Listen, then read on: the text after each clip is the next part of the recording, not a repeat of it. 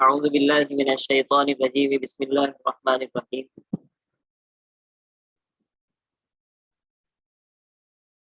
الرجال قوامون علی النساء بما فضل اللہ بعضهم علی بعض وبما انفقوا من اموالهم فالصالحات قانتات حافظات للغیب بما حفظ اللہ واللاتی تخافون نشوزهن فعظوهن واهجروهن في المضاجع واضربوهن فإن أطعنكم فلا تبغوا عليهن سبيلا إن الله كان عليا كبيرا وإن خفتم شقاق بينهما فابعثوا حكما من أهله وحكما من أهلها إن يريدا إصلاحا يوفق الله بينهما إن الله كان عليما خبيرا۔ یہ سورہ نساء کی آیت نمبر 34 اور 35 ہے۔ اس میں بیان کیا گیا ہے کہ نیک بیوی کیسی ہوتی ہے اور نیک بیوی کو کیسے ہونا چاہیے۔ پہلے ترجمہ پڑھ لیتے ہیں، پھر تفسیر پڑھیں گے، پھر اس کے بعد میں مزید باتیں بتلاؤں گا انشاءاللہ۔ جو عورتیں نیک ہیں تو کیا کرتی ہیں؟ وہ نمبر 1 اطاعت کرتی ہیں، نمبر 2 مرد کی عدم موجودگی میں، عدم موجودگی یعنی مرد کے نہ ہونے کی صورت میں گھر میں بحفاظت الہی، اللہ تعالیٰ کی حفاظت کے ساتھ نگہداشت کرتی ہے۔ نگہداشت یعنی اپنی نگرانی کرتی ہے۔ کیا مطلب ہے وہ تفسیر میں آئے گا۔ اور جو عورتیں ایسی ہوں کہ تم کو، تو یہ 3 باتیں ہوئی نیک بیوی، بات ختم ہو گئی۔ اب دوسری بات شروع ہوئی کہ اگر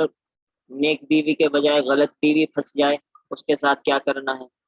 اور جو عورتیں ایسی ہوں، دیکھیے میں ایک بار بات کہہ دوں، اچھی طریقے سے وہ دماغ میں بٹھا لیں، یہ اللہ تعالیٰ آپ سے کہہ رہے ہیں، عورتوں سے اور مردوں سے۔ اس کو پڑھنے کے بعد ہلکا سا بھی ذہن میں خدا نخواستہ کوئی بات دل میں نہ آنی چاہیے، کیونکہ میں کہوں ٹھیک ہے آپ میری بات کا برا مان سکتے ہیں، لیکن اللہ تعالیٰ کہیں، قرآن میں کہیں، اور پھر آدمی اس کو یہ سمجھے یہ کیا ہو رہا ہے، یہ کیا کہہ رہے ہیں، یہ تو نیچر کے خلاف ہے، یہ اخلاق کے خلاف ہے، یہ تہذیب کے خلاف ہے، نعوذ باللہ، کبھی ایمانی خطرے میں پڑ جائے۔ اور جو عورتیں ایسی ہوں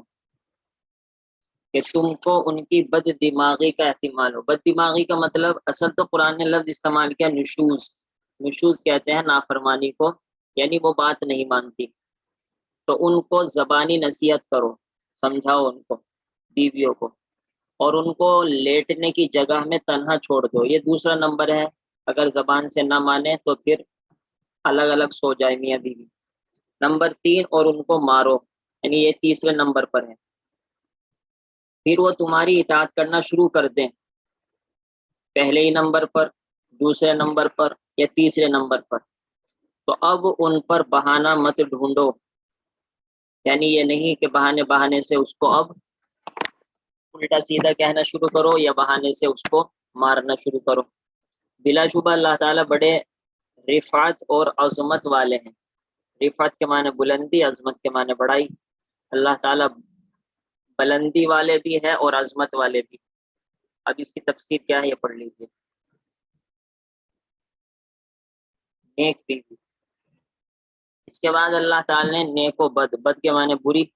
نیک و بد عورتوں کا تذکرہ فرمایا کہ جو عورتیں نیک اور صالح ہیں وہ اپنے شوہر کی سرپرستی اور حاکمیت کو تسلیم کرتی ہیں، اللہ تعالیٰ اور شوہر کی فرما بردار ہو کر زندگی بسر کرتی ہیں۔ دیکھیے پہلی تو بات یہ ہے کہ پہلی صفت یہ ہے کہ نیک ہونی چاہیے بیوی کو، عورت کو، تب اللہ تعالیٰ کے یہاں اس کا مقام ہے۔ فالصالحات، نمبر 1 وہ نیک ہو۔ نمبر 2 قانتات، قانتات کے معنی ہے فرما بردار۔ فرما بردار میں دونوں تفسیریں ہیں، دیکھا آپ کے سامنے ہے، اللہ تعالیٰ اور شوہر کی فرما بردار ہو، تو اس میں دونوں شامل ہے، اللہ تعالیٰ کی بھی فرما بردار ہو اور شوہر کی بھی،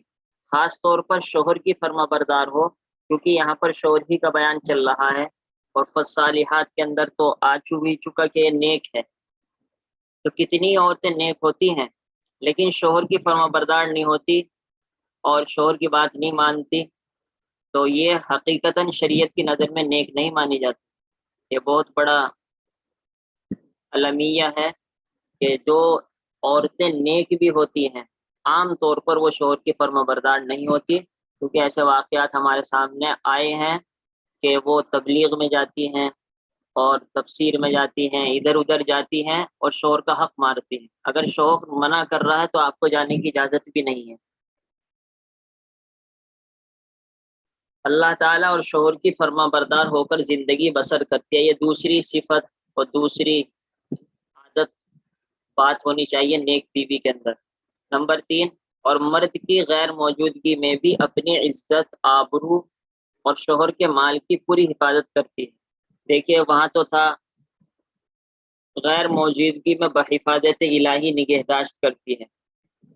اب اس کی تفسیر یہ آ گئی کہ عزت و آبرو کی حفاظت کرنی ہے، ایک بات، یعنی خدا نخواستہ کسی غیر مرد سے تعلق نہ کیا جائے، اس سے بات نہ کی جائے اس کی طرف، بلکہ اس غلط نظریے سے اور غلط نگاہ سے دیکھا بھی نہ جائے اور نہ سامنے والے کو موقع دیا جائے۔ اس کے اندر پردہ بھی داخل ہے، کیونکہ یہ پہلے بھی میں عرض کر چکا ہوں کہ جو عورت بے پردہ پھرے گی تو یہ بات 100%، 100% ہے کہ مرد اس کو غلط نظر سے دیکھیں گے، یہ بات طے ہے، ہو ہی نہیں سکتا کہ اور مرد اس کو غلط نظر سے نہ دیکھیں، ناممکن ہے یہ بات۔ اور یہاں قرآن کہہ رہا ہے اپنی عزت کی حفاظت کرو، تو عزت کی حفاظت کی صورت ایک پردہ ہی ہے، اس کے علاوہ کوئی صورت نہیں۔ اور شوہر کے مال کی پوری حفاظت کرتے ہیں، یہ بھی اس میں داخل ہے کہ شوہر نے جو آپ کو مال دے رکھا ہے یا اس کے گھر میں رکھا ہوا ہے تو آپ اس کی نگرانی کریں، یہ نہیں کہ اپنے گھر پہنچاتے رہیں۔ یا پھر یہ بھی داخل ہے عورتوں کے لیے اس میں کہ اس کو غلط جگہ استعمال نہ کریں، جہاں شوہر نہیں چاہتا وہاں استعمال نہ کریں، یہ سب داخل ہے۔ ہاں ایک عورت کا اپنا پرسنلی مال ہے، مثال کے طور پر عورت کو میراث میں ملا ہے، تو حقیقت یہ ہے کہ میراث میں جو مال لڑکی کو ملے گا وہ لڑکی کا مال ہوگا، اس کے شوہر کو اس میں حق نہیں ہے۔ اب وہ دل کی خوشی سے اپنے شوہر کو دے دے تو بات الگ ہے، ورنہ مثال کے طور پر مہر کا مال ہوتا ہے۔ ایسے ہی اگر عورت کو کوئی پیسے دے کر جا رہا ہے وہ مال ہوتا ہے، یا عورت کے ماں باپ اس کو پیسے دے رہے ہیں وہ مال ہے، یا عورت کو میراث میں جو مال ملا ہے وہ مال ہے، تو یہ سب عورت کا پرسنلی اپنی ملکیت ہوتی ہے، شوہر کو اس کے اندر اجازت نہیں ہے کہ وہ مال کھائے۔ ہاں اگر شوہر اجازت دیتا، بیوی اجازت دیتی ہے تو ٹھیک ہے وہ لے سکتا ہے۔ یہاں پر تو عورتوں ہی کا بیان چل رہا ہے، اس وجہ سے عورتوں کی بات آ رہی ہے، ورنہ مرد بھی ظلم کرنے میں کم نہیں ہے، ایسی بات نہیں ہے مرد صاف ہوتے ہیں، مرد بہت ظالم ہوتے ہیں بہت سے، کیونکہ اللہ تعالی نے ان کو ان چیزوں کی حفاظت کی توفیق دی ہے۔ یعنی یہ بات یہ ہے کہ یہ لفظ بہت مشکل ہے، بہت سے علماء بھی اس لفظ کی تفسیر میں پھنس جاتے ہیں، اور اس وجہ سے اس لفظ کو خاص طور پر تفسیر میں بڑھایا گیا ہے کہ قرآن نے ایک لفظ استعمال کیا ہے یہاں پر، قانتات الحافظات للغیب بما حفظ اللہ۔ بما حفظ اللہ کا کیا مطلب ہے؟ تو بما حفظ اللہ کا یہ مطلب ہے کہ جو عورت بیوی اپنے مال کی، اپنی عزت کی جو حفاظت کر رہی ہے، اس کی وجہ یہ ہے کہ اللہ تعالیٰ اس کو حفاظت کی توفیق دیتے ہیں، تو یہ سمجھ کے رکھے کہ اللہ تعالیٰ کی توفیق ہی سے میں عزت کے ساتھ اور پردے کے ساتھ رہ سکتی ہوں، بغیر اللہ تعالیٰ کی توفیق کے نہیں رہ سکتی، تو ساتھ ساتھ اللہ تعالیٰ کی توفیق بھی مانگے اور اس کو اللہ تعالیٰ کا حکم بھی سمجھے۔ یہ تو یہ سمجھیے قرآن کی تفسیر مکمل ہو گئی ہے۔ اب ہمارے والد صاحب نے کچھ احادیث نقل کی ہے تاکہ اس سے اندازہ ہو جائے۔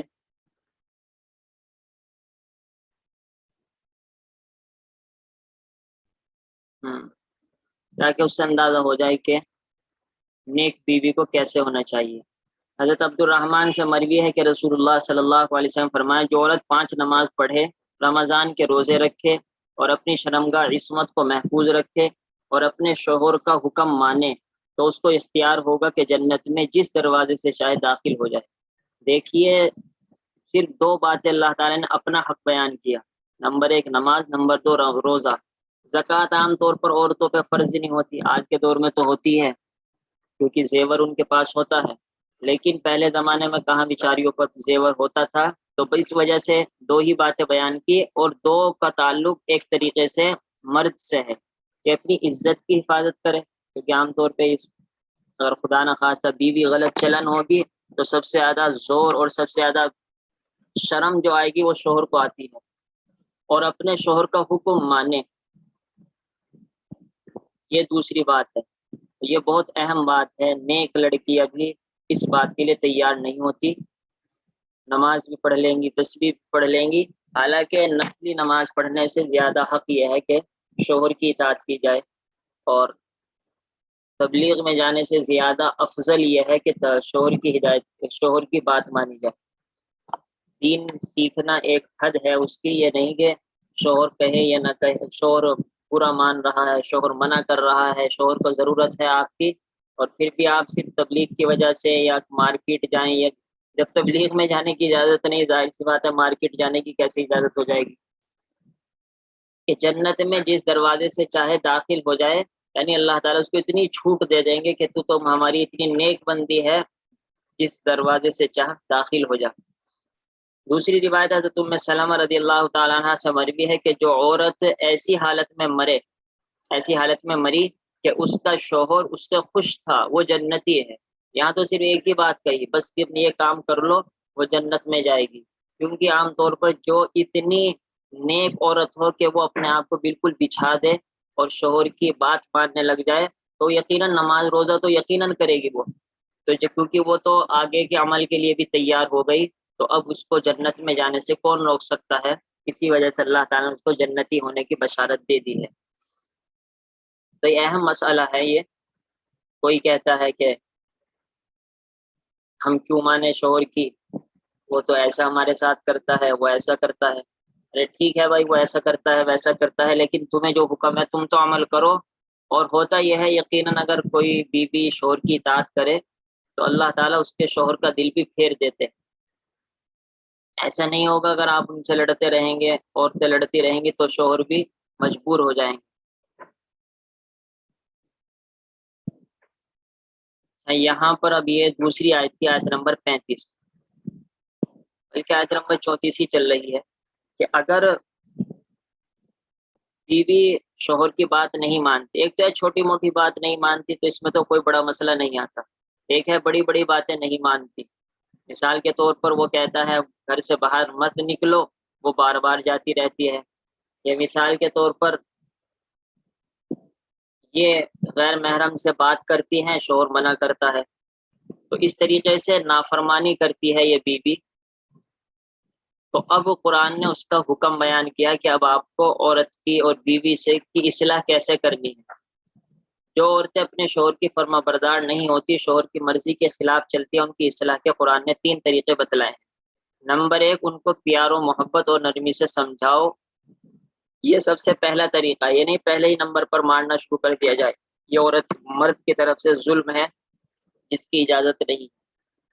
اگر وہ نہ مانے تو ان کو اپنے بستر سے علیحدہ کر دو، یعنی وہ الگ سوئے، وہ الگ سوئے، گھر نہیں چھوڑنا ہے، کیونکہ اگر گھر چھوڑ دیا جائے گا پھر تو اس کی عزت اور زیادہ شک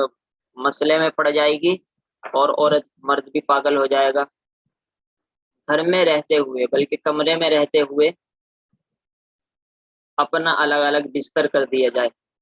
تاکہ ان کو شوہر کی ناراضگی کا احساس ہو اور وہ اپنی غلطی پر شرمندہ ہو کر اس سے باز آ جائے، اور اگر اس سے بھی ان پر کوئی اثر نہ پڑے۔ دیکھیے یہ بات صرف اللہ تعالیٰ ہی کہہ سکتے ہیں، یہ بات کوئی عام عالم نہیں کہہ سکتا، شرم کی بات بھی ہے اور اندر کی بات بھی ہے، تو اس وجہ سے میں کہہ رہا ہوں کہ اس کو اللہ تعالیٰ کا حکم سن کر، مان کر سنا جائے اور پڑھا جائے، تب کوئی اشکال اور کوشچن ذہن میں نہیں آئے گا، ورنہ تو پتہ نہیں کیا کیا شیطان دل میں ڈالتا رہے گا۔ نمبر 3، اگر اس پر بھی نہیں مانتی تو مناسب طور پر تھوڑی سی پٹائی کر دو۔ یہ بات ہے کہ تیسرے نمبر پر پٹائی کا تذکرہ ہے، تو جو یہ کہتے ہیں کہ بھائی بیوی کو مارنا چاہیے، بیوی کو مارنا چاہیے، تو ان کو یہ بات بھی یاد رکھنی چاہیے کہ تیسرے نمبر پر پٹائی ہے، اور آگے یہ بھی آ رہا ہے کہ چھوٹی موٹی مسواک جیسی چیز سے مار دیا جائے، اور اگر کوئی ماننے والی نہ ہو پھر بھائی ظاہر سی بات ہے تھوڑی پٹائی تیز کرنی پڑے گی، وہ تو یعنی جیسا مناسب سمجھا جائے ویسا مارا جائے، لیکن ہلکی پٹائی ہونی چاہیے، ایسا نہیں، ابھی تفصیل اور آ جائے گی۔ تو جو یہ کہتے ہیں کہ بھائی مارنے کی اجازت ہے، تو ان کو یہ باتیں بھی یاد رکھنی چاہیے، ایک تو تیسرے نمبر پر مارنے کی اجازت ہے، اور اس کے بعد ہلکی پٹائی کی اجازت ہے، اور تفصیل آ جائے گی۔ اور جو یہ کہتے ہیں کہ نہیں، کیا حق ہے، عورت اور مرد کا برابر کا حق ہے، جس طریقے سے عورت مرد کو نہیں مار سکتی، مرد عورت کو نہیں مار سکتا، اور یہ ظلم ہے بیویوں پر اگر ان کو مارتے ہیں، تو وہ اگر وہ بکواس کرتے ہیں اور قرآن کو نہیں مانتے، ان سے تو ہمیں بات کرنے کی ضرورت ہی نہیں، چھوڑیے، اب ابھی ہم ان کو چھوڑ دیتے ہیں۔ تو یہ تو صاف صاف قرآن کہہ رہا ہے، اللہ تعالیٰ کے نے اپنے رسول سے بھی یہ بات نہیں کہلوائی، بلکہ خود کہی ہے، کیونکہ ورنہ نعوذ باللہ یہ کہنے لگ جائیں گے کہ ہے تو رحمت للعالمین آپ صلی اللہ علیہ وسلم، اور اجازت دے رہے ہیں پٹائی کی۔ اللہ نے خود نے کہی ہے، کیونکہ اگر خدا نخواستہ کسی کے دل میں ذرہ کے برابر ایمان ہوگا، وہ یہ نہیں کہہ سکتا کہ اللہ تعالیٰ کیا کہہ رہے ہیں، تو ان کو یہ یاد رکھنا چاہیے کہ اللہ ہی اجازت دیتے ہیں، اور بس اتنی ہی بات کافی ہے کہ جب اللہ کہہ رہے ہیں تو یقیناً یہ ضروری بھی ہے اور اس کے اندر فائدہ بھی ہے۔ اب یہ ہے کہ کیسے مارنا ہے۔ چنانچہ حضرت ابن عباس رضی اللہ تعالیٰ عنہ فرمائے کہ مسواک اور اس جیسی معمولی چیز سے معمولی طریقے پر مار سکتا ہے، یعنی وہی بات ہے، ہلکا پھلکا مارے بس جس سے کام چل جائے، کیونکہ وہاں اپنا غصہ نکالنا مقصد نہیں ہے، یہ بات یاد رکھنی چاہیے شوہر کو، کہ وہاں غصہ نکالنا مقصد نہیں ہوتا، اور وہاں اپنی بڑھاس نکالنا مقصد نہیں ہوتا، بلکہ مقصد ہوتا ہے کہ عورت جو غلط راستے پر چل رہی ہے وہ صحیح راستے پر آ جائے، بس یہ مقصد ہوتا ہے، کوئی اس کو تکلیف دینا یا کوئی اس کو ذلیل کرنا یا اس کو چوٹ مارنا مقصد نہیں ہوتا۔ سخت پٹائی کہ جس سے بدن پر نشان پڑ جائے یا خون نکل جائے یا ہڈی ٹوٹ جائے، اس سے شریعت منع کر دے، بالکل ناجائز ہے۔ اس طرح چہرے پر مارنے کی بھی ممانعت ہے، عورت کو مارنے کی اگرچہ بدرجہ مجبوری شریعت نے اجازت دی ہے، مگر اسی کے ساتھ رحمت للعالمین صلی اللہ تعالیٰ علیہ وسلم نے یہ بھی فرما دیا کہ مارنے والے مرد اچھے نہیں ہیں۔ ایک مرتبہ ہوا یہ واقعہ کہ آپ صلی اللہ تعالیٰ علیہ وسلم کے پاس اور صحابہ آئے اور کہنے لگے حضرت یہ بیویاں جو ہماری ہیں بہت سر پر چڑھ گئی ہیں، مانتی ہی نہیں بات کو، انہیں تو ہمیں پریشان کر دیا ہے۔ تو آپ نے ان کو اجازت دے دی کہ بھائی ٹھیک ہے، جب مانتی نہیں کسی بھی طریقے سے تو ہلکی پھلکی پٹائی کر دیا کرو، اچھا وہ سدھر جائیں، وہ جہنم میں جانے سے بچ جائیں گی، کیونکہ شوہر کی نہیں مانیں گی تو جہنم میں جائیں گی۔ اب یہیں تم اگر ان کو تھوڑی بہت پٹائی کر دو گے، وہ جہنم میں جانے سے بچ جائے گی، تو اس میں عورتوں کا فائدہ ہے حقیقتاً۔ جس طریقے سے اگر کوئی ٹیچر ہو اور ماں باپ ہو، وہ بچے کو مارتے ہیں، بچہ کیا سوچتا ہے کہ میرے اوپر جہنم دنیا ہی میں مسلط کر دی گئی، حالانکہ ماں باپ سوچتے ہیں، استاد سوچتا ہے کہ یہ اصل جہنم سے بچ رہا ہے، کیونکہ اگر یہ بگڑ گیا تو بڑے ہو کر پتہ نہیں سٹیارہ، شرابی، مجرم، پتہ نہیں کیا کیا بنے گا۔ ابھی ہم اس کی بچپن میں پٹائی کر دیں گے تو یہ پوری زندگی سدھر جائے گا۔ تو یہی مسئلہ عورتوں کا بھی ہے، لیکن کمال کی بات ہے عورت یہ بات بچوں کے بارے میں تو سمجھتی ہے کہ ہاں بچوں کو مار دینا چاہیے، کہیں ایسا نہ ہو بگڑ جائے، کہیں ایسا نہ ہو وہ غلط سوسائٹی میں پڑ جائے، لیکن اپنے بارے میں اس کو نہیں سمجھتی عورت۔ تو میں کہہ رہا تھا، تو آپ صلی اللہ تعالیٰ علیہ وسلم نے اجازت دے دی مارنے کی۔ اب جب ان کی پٹائی شروع ہوئی، اب عورتیں آ کر کھڑی ہو گئی گھر پر آپ صلی اللہ تعالیٰ علیہ وسلم کے،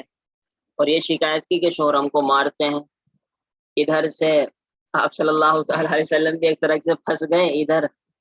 صحابہ کہتے ہیں کہ وہ ہمیں پریشان کرتی ہیں، اور ادھر صحابیات کہہ رہی ہیں کہ وہ دیکھیے ہم کو مارتے ہیں۔ تو پھر آخر میں آپ صلی اللہ تعالیٰ علیہ وسلم فرمایا بھائی جو لوگ مار رہے ہیں وہ اچھے نہیں ہیں، یعنی مارنے کے موقع پر بھی بہتر یہی ہے کہ کوئی اور طریقہ اختیار کیا جائے، ہاتھ نہ اٹھایا جائے، بہتر طریقہ یہی ہے۔ لیکن وہی بات ہے اگر کام ہی نہ چلتا ہو، کیونکہ بعض مرتبہ ایسی سچویشن ہو جاتی ہے تو پھر مارنے کی اجازت ہے، کیونکہ وہ تو قرآن کہہ چکا ہے، اسے کوئی نہیں بدل سکتا، نہ نبی بدل سکتا اس کو، نہ کوئی اور بدل سکتا ہے۔ مگر اسی کے ساتھ رحمت للعالمین صلی اللہ تعالیٰ علیہ وسلم نے یہ بھی فرما دیا کہ مارنے والے مرد اچھے نہیں۔ یہ لمبی حدیث تھی جو میں نے آپ کو اس کا خلاصہ بتلا دیا۔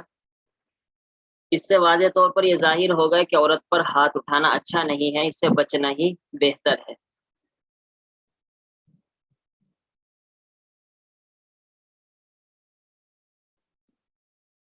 اس کے بعد فرماتے ہیں اللہ تعالیٰ،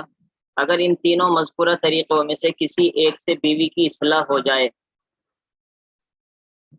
اور وہ صحیح راستے پر آ جائے تو اب شوہر کو اس بات کا پورا دھیان رکھنا چاہیے کہ بلا وجہ اس پر کسی قسم کا الزام نہ لگائے۔ یہ وہ ہے کہ جو شوہر بہانہ ڈھونڈتے ہیں،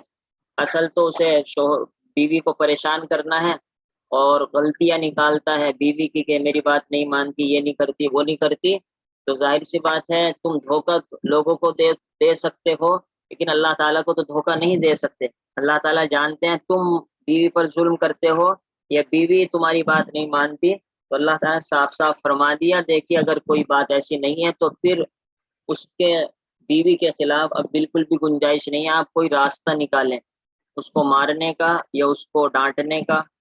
یا اس کو تکلیف پہنچانے کا یا اس کو ذلیل کرنے کا۔ اگر تم یہ کرو گے تو اللہ تعالیٰ تمہارے اوپر حاکم، جس طریقے سے تم کو مرد اور بیوی کا نگراں بنایا ہے، اس طریقے سے تمہارے اوپر اللہ نگراں ہے، اور علی زبردست قوت رکھنے والا ہے، کبیر بڑی عظمت والا ہے، پھر اللہ تعالیٰ تم کو نہیں چھوڑیں گے کیونکہ تم اللہ تعالیٰ کی مخلوق بلکہ ایک اہم مخلوق پر ظلم و زیادتی کر رہے ہو۔ تو شوہر کو بھی سینٹر میں کر دیا اللہ تعالیٰ نے۔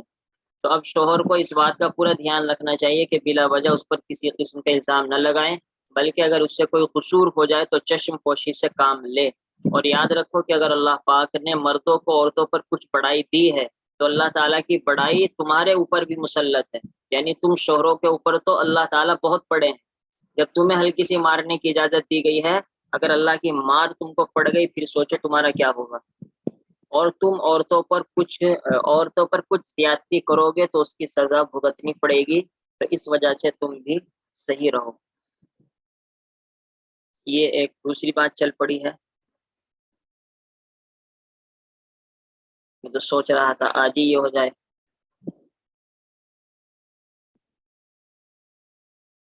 چلیے یہ بھی پڑھ لیجیے۔ یہ اس آیت میں یہ بیان کیا گیا ہے کہ اگر بہت بڑا جھگڑا ہو جائے میاں بیوی کے درمیان، اب وہ کیا کریں گے، یعنی سمجھانے سے بھی کام نہیں چلتا اور بستر الگ کرنے سے بھی کام نہیں چلتا، شوہر نے مار بھی لیا ہے مناسب طریقے سے تب بھی کام نہیں چل رہا ہے، وہ بالکل ہی ہٹن ہے، مانتی ہی نہیں ہے، تو اب کیا کیا جائے؟ تو اب اس کا طریقہ قرآن نے یہ بیان کیا، جس کا خلاصہ یہ ہے کہ ایک آدمی جو سوچ سمجھ تجربہ رکھنے والا ہو، بڑا ہو، فیصلہ کرنے کی صلاحیت رکھتا ہو، عقل مند ہو، پاگل سا نہ ہو، ایک بیوی کی طرف سے ایک آدمی آئے اور ایک شوہر کی طرف سے ایک آدمی آئے، خاندان میں سے چن لیا جائے ایک آدمی ادھر سے ایک آدمی ادھر سے، اور وہ دونوں بیٹھ کر بات کریں، میاں بیوی کی سنیں، اور پھر اللہ سے ڈرتے ہوئے انصاف کا فیصلہ کریں۔ اگر دونوں کے درمیان صلح ہو جائے،